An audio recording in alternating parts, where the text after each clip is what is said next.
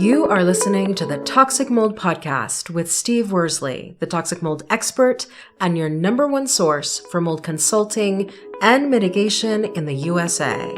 Let's dive into a brand new episode. Before we get started on this episode, here's a not so short disclaimer.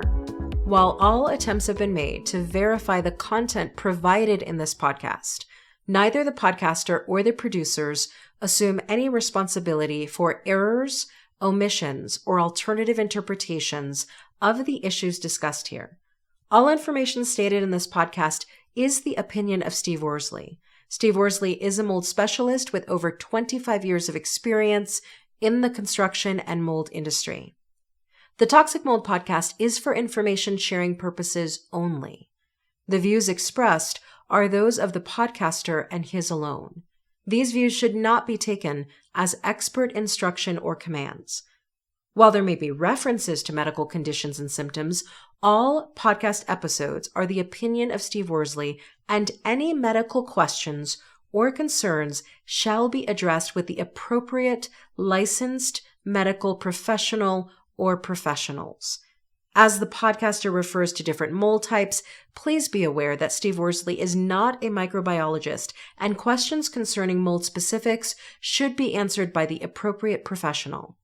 Steve isn't, nor does he offer any legal advice. For any legal advice, you must speak with a lawyer. The listener is 100% responsible for his or her own actions. You can check out Steve's books on Amazon. Just go to Amazon and search for author Steve Worsley. You can also take Steve's courses on Udemy or Skillshare, and you can find out more about those at cnccontractorservices.com. Now, let's get to the episode. Hello, you're listening to the Toxic Mold Podcast with myself, Steve Worsley, and once again, we have my wife, Cassandra. This is like, I don't know, we're going on a record here. 5 weeks in a row or so? Yeah, we're on a roll. 4, I don't know. Hopefully we get you for longer. So it's good to have you back. I appreciate you. I'm sure our listeners appreciate it too. So thanks for being here. You're welcome. So today is episode 238. I figured since it's Christmas time or the holidays, I kind of tend to forget not everybody celebrates Christmas. What's the other celebrations people have? Hanukkah, Kwanzaa, there's many of them. Okay. So for all you listeners out there, I apologize. So whatever you celebrate, I hope you're having a good holiday season. But anyhow, it's episode 238, and the subject today is black mold, the gift that keeps on giving. And you always say that. I was just going to ask you, how often do you hear me say that? A lot. And a lot of people say, well, why do you say that? If you're one of our listeners and you've had mitigation done on your home, you probably know why, don't you? Well, yeah.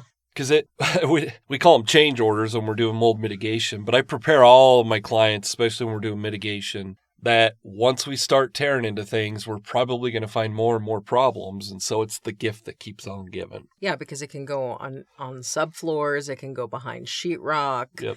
It can go in places that unless you start actually tearing into the home, you can't see and you're not able to detect. Yeah. And it's an interesting question for you because obviously you're not there on site when we do mold mitigation, but you usually hear a lot about what goes on. And how often do you hear me say, yeah, we didn't do any change orders? Never. Yeah. Never. I don't think that we've ever done a mitigation project where we literally went in there, gave a bid to do XYZ, and then that's all we did. I don't think that has ever happened. And, our listeners are probably like, well, why? How can you miscalculate or misrepresent how much work you're doing? Well, when we go in to do a bid, we do more of a non-invasive inspection per se.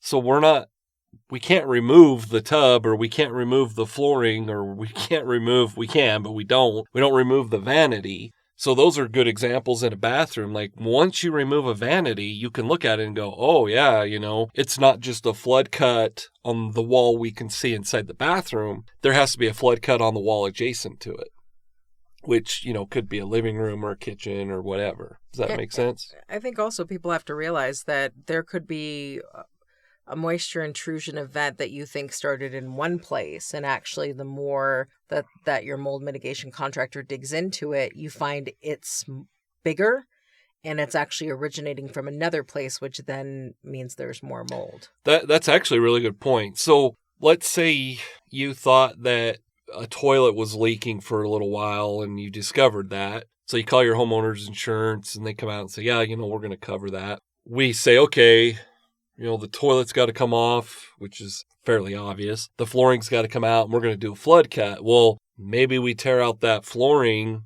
and there's a leak from the sink or there's a leak from the tub. And so, like you said, what we thought was the initial defect might not have been what the root of the problem really was, if that makes sense. Exactly. And speaking of insurance companies, that's where it gets very tricky. It's difficult. As you very well know, dealing with insurance companies is very difficult. We don't do what I call the restoration stuff. We don't do any mop-up or anything like that. So we don't deal with insurance companies as much as most of our competitors. But that's where it gets tricky with even the insurance company because we've dealt with it. You've seen our company deal with it. We get into that and they go, oh, that sink was leaking for years. We're not covering anything else. And so then that puts us in a predicament with our clients. And it brings us back to, that's why I say mold is the gift that keeps on giving. Because what do you do? What do you do if you're the homeowner and you don't have the money? What do we do as the contractors when we know there's got to be more work done? 100%. And that's why they say an ounce of prevention is worth a pound of cure. Exactly. Because lots of times people say, it's just a little leak. We don't have to worry about it just yet. Oh, it's just a little bit of mold. But what you don't understand is that little leak over years then becomes the reason your insurance company says you were negligent. Exactly. And so we're not going to pay for that. Yeah, and it's funny because that's the call to action we're going to talk about a little bit later is not ignoring something small because, it's interesting and we see it all the time in our own household. Our listeners probably see it. You have, a 2 or 3 year old that likes to splash in the tub and you go in there and you reprimand them and say, hey, you can't keep splashing in the tub. You're going to cause problems. Well, and then there's 10 and they're not splashing in the tub, but maybe they're careless when they're showering. And maybe they run a hot shower and it's really, really humid in there. Maybe they don't pay attention to closing the door to the shower all the time tightly. Maybe the shower curtain's they don't pay attention to pulling it closed all the time. And I guess my point is what you initially look at and you think, well, that's just a minor problem could turn into something really major down the road. And you don't realize it until, we've talked about this. I think we talked about it last week on the health side of things. You don't realize it till you're sick.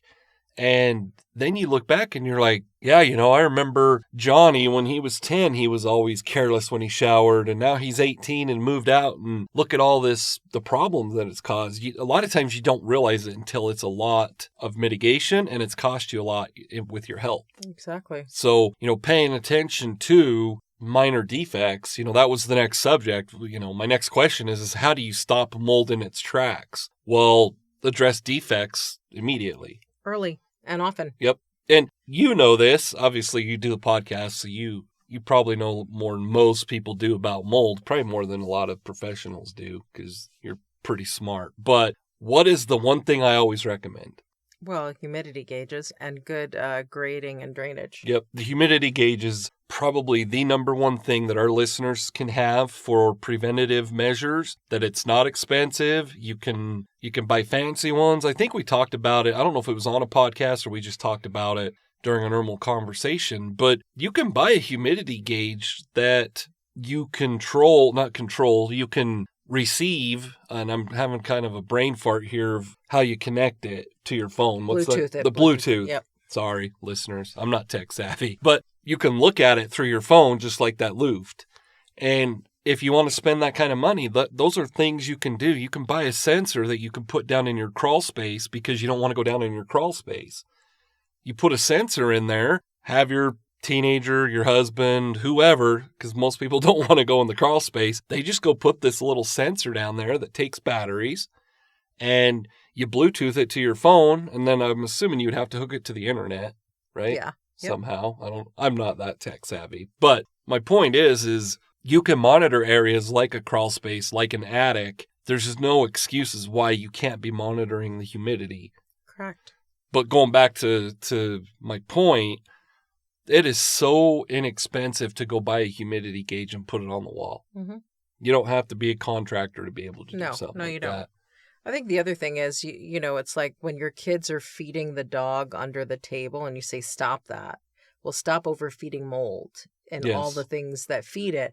Stop creating extra water things around your house. Stop habits that, create moisture intrusion events. Like anything you can do to stop feeding the mold. Exactly. Do that. Yeah, I mean, it's, I pay attention. We have our countertops are, I don't know if they're granite or what type of marble. I don't know what they are. They're a non-porous surface, but every time I see water standing on it, I always think to myself, wow, I'm glad we have a non-porous countertop. Because back when I was a kid, I grew up in a house where our countertops were probably just Formica over, particle board. And once that would get wet, it just turned to crap. And, it kind of leads into, preventative measures. I talk about it in one of my books, like the type of countertop that you have can be very important when it comes to mold prevention. But on the other hand, like you said, your daily habits can prevent it too. Correct. So it's not, I know it's easy for me to say, but our listeners have to look at it this way. Like it's not that difficult to take 5 more minutes when you're cleaning dishes to make sure that your countertop's dried off. And, and you have to also monitor the habits of the people in your house. If you have teenagers that do sports and they come home from practice with their wet, sweat-infested clothes and they just drop it on the floor of their bedroom, and the floor of their bedroom is hardwood or what, you know what I mean? Like, those are things that even though they seem really innocent, if those wet, dirty clothes are there for a day or two and the humidity is high in that room, you've got a problem starting. Well, that's what I was going to say is the type of flooring, unless it's concrete, is very important because even if it's carpet, you can keep it wet. And so a scenario like that's a good scenario. So your teenager's room's always stinky because they play sports, right? Well, that smell can be masking a musty or moldy odor. If they're doing it all the time, you consistently and constantly have high humidity, even in that area. It might not be in the room itself. Does that make sense? Yeah, it's the area. Just in one little spot, that teenager in a few years can move off to college and now it's a spare bedroom. And all of a sudden you smell mold in there and you're like, well, hold on, what is this? Could be a mold that's underneath, the flooring. Exactly. So, it's little habits that, like you said, if you nip it in the bud and say, hey, to Johnny when he's 5, if you nip it in the bud at 5, like pay attention to what you're doing in the bathroom when you're showering. Hopefully by the time he's 18 and moves out of the house, he's still paying attention to it. Correct. Yep. So I know for me it sounds simple, but this is what I deal with every day. Well, and I think just people have to keep in mind, you have to really assess where your weaknesses in terms of mold are in your home. If you have some of the townhomes have the washer and dryer in a closet in a hallway. I don't know if you've ever seen that. Like, depending, where is your washer and dryer? Is that room properly ventilated? Do you close the closet doors to it all the time? You know what I mean? Like, there's lots of things that people don't think lead to mold that do.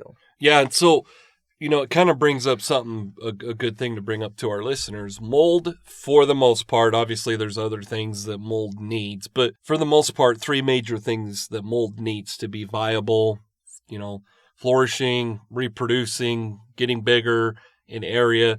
It needs the mold spore itself, which is naturally present. So we don't ever focus on trying to get rid of the mold spores. The second thing it needs is a food source, which is cellulose materials. That would be sheetrock, insulation, wood, carpet, pad, things like that. Things that are obviously not cellulose would be stuff like concrete. Mold can try to grow on concrete, but it can't remain viable. It can't expand. It can't get any larger because it doesn't have a food source. Now, if it's humid in there, it's going to find something else to feed on.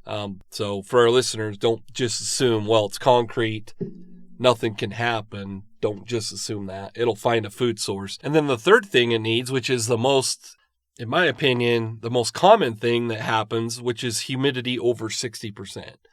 So it needs moisture. If it's dry in there, it can't become viable. But once that humidity hits 60%, it becomes viable, and it only has to be 60% for 24 to 48 hours. Consistently, it has to be that high. If it's that high for that amount of time, you can have mold that's growing. 100%. And I think people don't think of all the situations in which that recipe could be going on. You have a 2-year-old who every time they're in their car seat when you drive, they take their sippy cup and they toss it over and they shake it because they like to see the water come out, and the water or the juice is going in the car seat. And you don't think anything of it because you're like, well, at least they're occupied. Right. But if you live in Florida and you close your car and the car's outside all day, it's not in an air-conditioned space, and that car seat with all the juice from the turning over the sippy cup, boom, 2 days. Yeah. 2 days is not a long time for the humidity in Florida with a car that's outside. Exactly. To create a problem. Yeah, and it's a fairly tight, controlled space, the inside of a vehicle.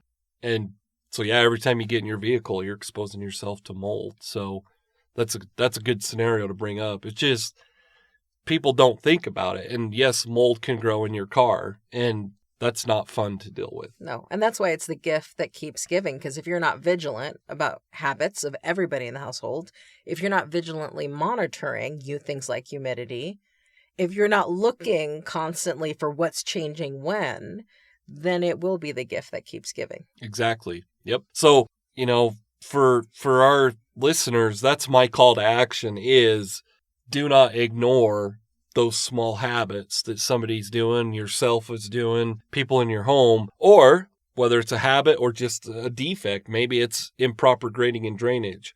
Don't ignore that until it gets big, because if you ignore that, you're going to have mitigation costs, which are not cheap, plus your health. And as I always say, what is your health worth? You have doctor's bills, missed time from work, things like that. So when it's a small problem, tackle it when it's not that hard to deal with versus waiting till it's a major problem. Absolutely. And so we have, maybe you can explain to the listeners, you had me create it a few months ago. We finally did make it live so that the listeners, I don't have to give them a link anymore. Exactly. So there is a digital product. It's like a digital course, and it's Mold 101. And if you want to learn the kinds of things we're talking about, but on a deeper level, you'll definitely want to check out the Mold 101 digital bundle. You can find it on cnccontractorservices.com. So if you just go up there, you'll see the digital products bundle area, and then you'll be able to learn more about Mold 101. And it's just a tab they'll click on the Yes. site, correct? Yep. Okay, perfect. So yeah, make sure you go purchase the Mold 101 bundle. Today was episode 238. Have a great day. Thank you for listening to this episode. Make sure you go to our website at cnccontractorservices.com and sign up for the mold investigation checklist. Again, go to cnccontractorservices.com and get your free mold investigation checklist today. You can also on cnccontractorservices.com find out more about Steve's courses and books and consultations. Once again, go to cnccontractorservices.com.